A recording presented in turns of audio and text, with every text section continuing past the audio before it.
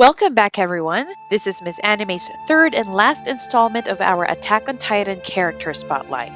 I am thrilled to dive into a new character spotlight, and today we are exploring the captivating story of Ymir Fritz, a pivotal figure in the world of Attack on Titan. If you've been following our series, thank you for joining us again. If you're new, welcome. Ymir Fritz's legacy is shrouded in mystery and mythology, and I can't wait to share her tale with you. Get ready to uncover the origins of Titans and the profound impact of Ymir Fritz. Without further ado, this is Ymir Fritz, the Titans' Genesis. Ymir Fritz was the first person to obtain the power of the Titans.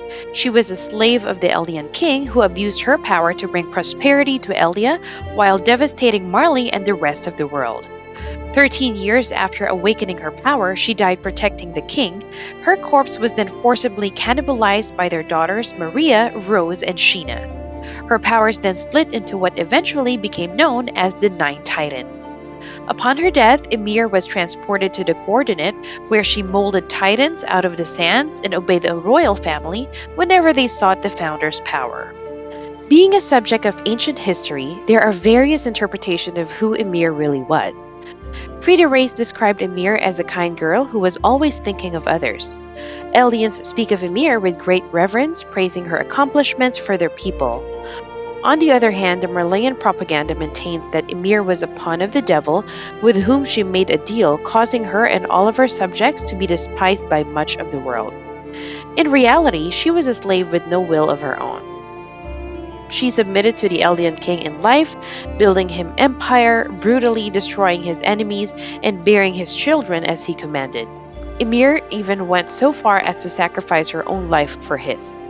Even in death, her soul remained blindly obedient to the Eldian royal family, creating titans by hand for about 2,000 years in the unknown land surrounding the coordinate.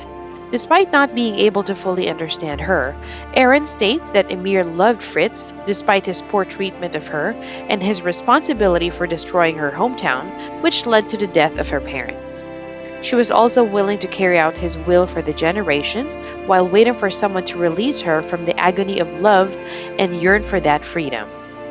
Around 2,000 years ago, Emir's village was attacked and enslaved by the Eldians, who also murdered her parents and cut out the tongues of the survivors. One night, Emir opened the gate to a pen, allowing for some pigs to escape. Later, the tribe's ruler Fritz questioned the slaves on the culprit. The slaves pointed to Emir, who was released only to be hunted down for sport. Wounded and desperate, Emir found an unusually large tree with a chasm at its base. Seeking shelter, she stepped inside and, not knowing of the sinkhole beneath, fell down into a pool of liquid. There, a mysterious spine like creature fused with her and turned her into the first Titan. With her newfound power, Ymir returned to serve Fritz and used her Titan to cultivate the land, build bridges, and amass wealth for the Eldians. Under his command, she also vanquished the enemies of Eldia's rival, Marley. To reward Ymir for her service, Fritz took her as his concubine, and together they had three children: Maria, Rose, and Sheena. It was speculated that during this time, Ymir grew to continually love and care for Fritz despite his behavior and attitudes towards her. 13 years after acquiring the power of the Titans, Ymir died while thwarting an assassination attempt on Fritz, but then found herself in a mysterious, barren land. King Fritz then forced his daughters to eat their mother's corpse in an attempt to preserve the power of the Titans. He commanded his daughters to continually reproduce, to have their children eat their spines upon their deaths and perpetuate this ritual from child to child so that Ymir's blood would not die out and Eldia could rule forever with its Titans. Ymir's power was divided into the nine Titans, and she continued to serve her descendants, building them Titans whenever they invoked the power of the Titans. By the Eldians, Ymir's existence is hailed as a God given miracle. The restorationists claim that she and all subjects of Ymir are the chosen children of God, and that any atrocities Marley claims Eldia had committed could not have been possible because Ymir would not have allowed it. There was even an Eldian cult that worshipped Ymir as a goddess. On the other hand, the Merlians believe she received her powers from a deal with the devil of all earth and used this to ostracize the Eldians. There are also those who believe that Ymir contacted the source of all living matter to gain her power. This theory is relatively unheard of, as Grisha Jaeger was unaware of it until Aaron Kruger told him. Many centuries later, Frida Reyes would visit her half sister Historia Reyes on the farm where she was raised. During some of her visits, Frida told Historia the story of Ymir's deal with the devil. However, in the book she showed her, Ymir is named Krista. Frida advised Historia that she must be ladylike as Krista was.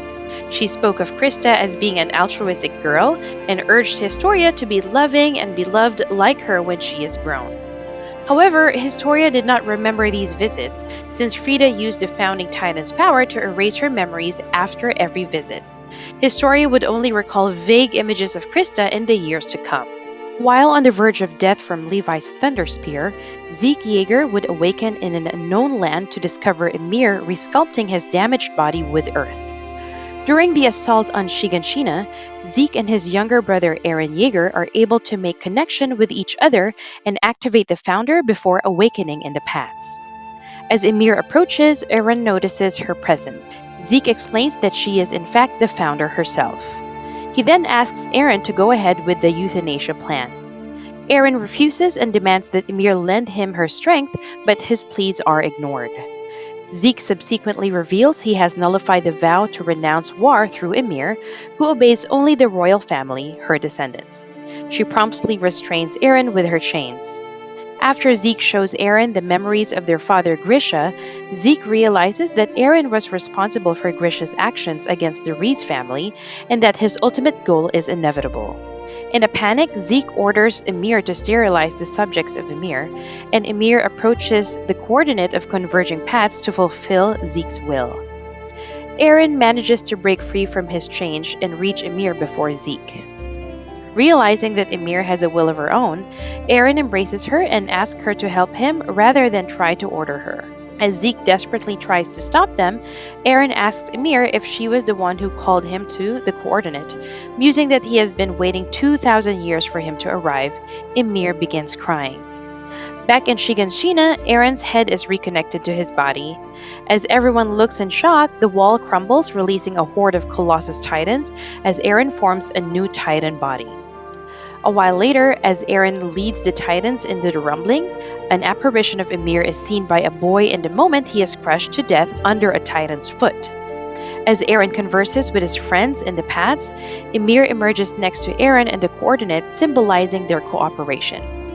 As a warrior unit along the members of Survey Corps engaged numerous Titans on top of the founding Titan in an attempt to reach Aaron at Fort Salta, Ymir appears and is briefly seen by Armin Arlet, who is speculating that she is the one summoning the previous incarnations of the Nine Titans.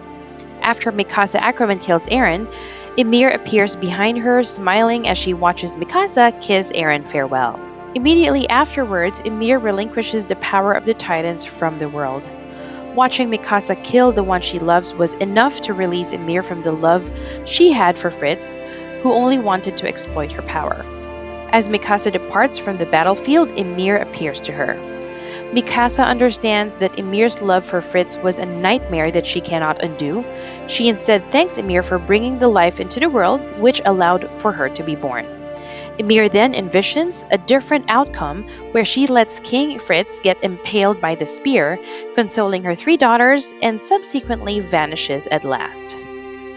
Thank you all for joining me as we uncover the fascinating story of Ymir Fritz. Exploring the origins of the Titans and enduring legacy of Ymir has been a captivating journey. I appreciate you tuning in to learn more about this pivotal figure from Attack on Titan. Don't forget to like this video and subscribe to Miss Anime if you want to see more character spotlights and delve deeper into the lore of your favorite series. Stay tuned for more exciting content ahead. Until next time, and stay wicked!